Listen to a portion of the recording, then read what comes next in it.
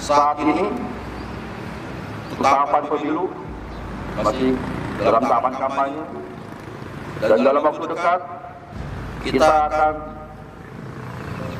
menghadapi tahapan puncak pemilu tanggal 14 Februari. Artinya apa? Itu tidak lama lagi kita akan menghadapi pesta demokrasi pemilu Pilpres dan Pileg.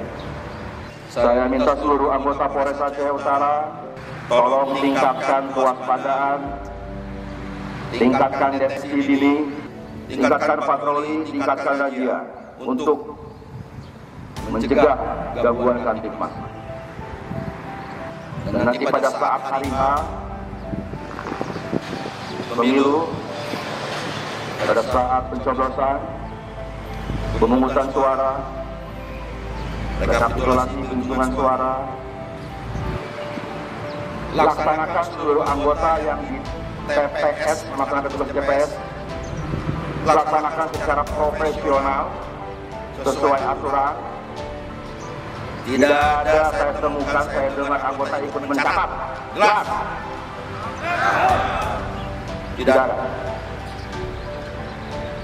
Tugas kita cukup mengawal demokrasi ini hanya dengan mengamankan agar situasi tetap kondusif. Jelas? Ya, jelas. Tidak lebih dari itu.